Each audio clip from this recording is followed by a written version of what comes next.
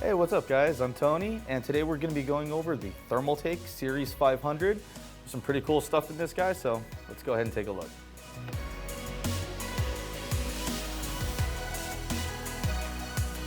So for our build today, we'll be using an Intel i9 13900K, as well as an MSI RTX 4090, an ASRock Z790-C. For the memory, we're going to be filling in with our ToughRAM XG DDR5. We'll also be utilizing a TH360, and then finally we'll be running a ToughPower GF3.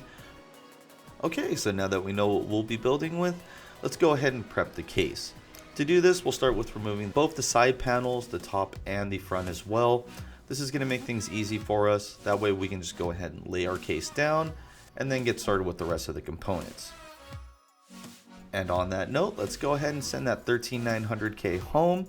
We'll get him placed into the socket.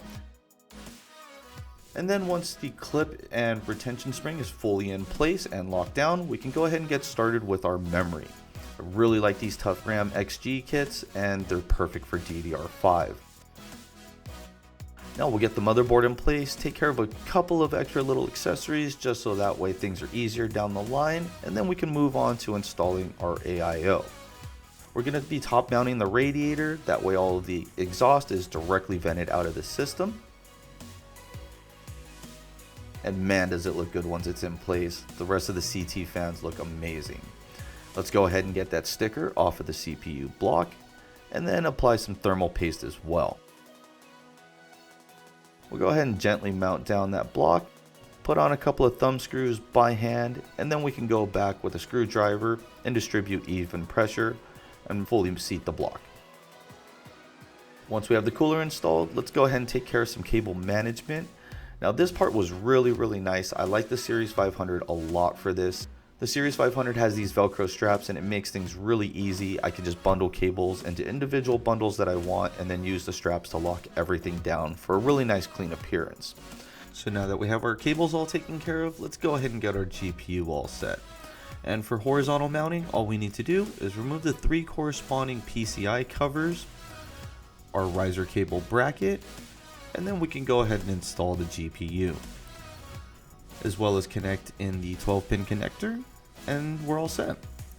Now, if you do want to go with a vertical mounting option, it's a very easy process. All you need to do is remove 4 screws from the PCI tray, install your riser cable, and then your GPU, and you're all set to go. And one thing to note is the Ceres 500 also comes with an additional GPU brace, just to keep the card from sagging. Next, we're going to go ahead and get the power supply tray installed on the power supply itself.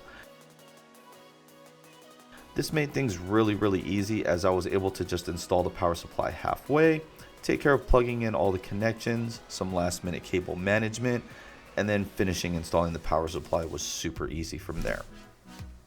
Okay, and before we wrap things up, we wanted to take a quick chance to show you guys some of the different HDD mounting locations that the Ceres 500 supports.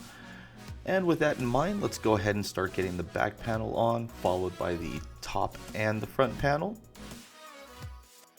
Before we get the side panel installed, we had one other thing to do, and that was the optional 3.9-inch display that we're going to go ahead and throw in this build as well.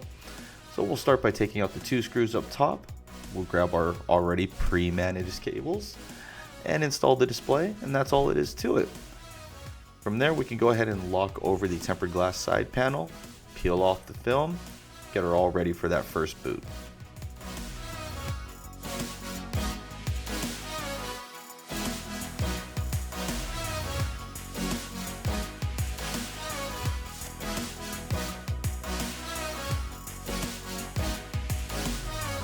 Alright, well hey, thanks for joining us guys. I had a whole lot of fun building in the Ceres 500. Be sure to pick one up for your next build, and see you guys in the next one.